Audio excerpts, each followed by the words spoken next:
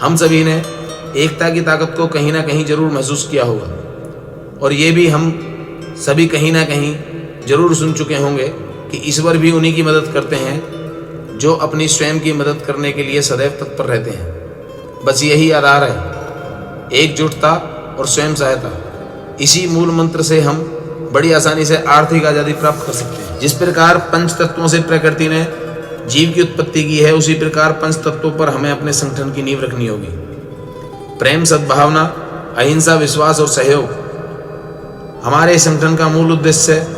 मानव जाति को आत्म सुरक्षा, स्वास्थ्य सुरक्षा, समाज सुरक्षा, राष्ट्र सुरक्षा व आर्थिक सुरक्षा प्रदान करना होगा। आध्यात्मिक मूल्य, नैतिक मूल्य, सामाजिक मूल्य, यौगिक मूल्य व प्रशासनिक मूल्यों को समझना होगा।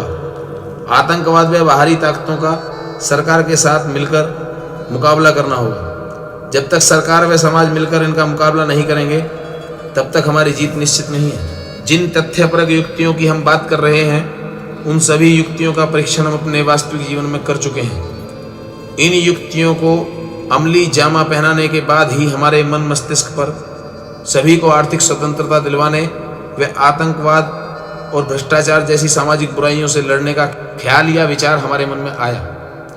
विजय पथ का सबसे पहला हथियार है कल्पना। कोई भी नया आविष्कार पहले विचारों में जन्म लेता है। कोई भी नई क्रांति पहले मानवीय सोच में पैदा होती है। हर इंसान की सोच में ही उसकी जीत और उसकी हार छुपी होती है। आज हम कार, बस, ट्रेन, एरोप्लेन, टेलीफोन जैसी सुविधाओं का जो लाभ ले रहे हैं, इन सभी ने मूर्त रूप में आने से पहले आविष्कार करने वालों की कल्पनाओं में जन्म लिया।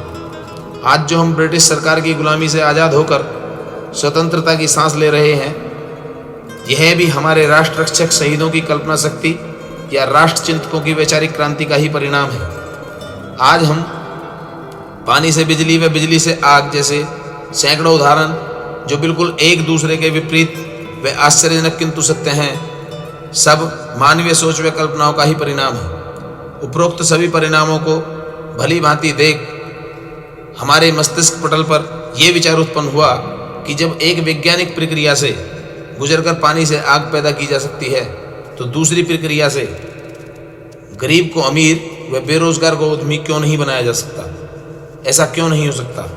ऐसा भी हो सकता है। कुछ इसी प्रकार के विचार हमारे भी मन में पैदा हुए, और इन्हीं विचारों ने हमारे संगठन के अंदर भी अपनी कल्पना शक्ति को जागृत करने की प्रेरणा दी, और समाज से बेबसी, गरीबी, आतंकवाद और भ्रष्टाचार जैसी बुराइयों को जड़ से उखाड़ फेंकने के लिए तरह तरह की युक्तियों को मस्तिष्क पटल पर उकेरना शुरू कर दिया।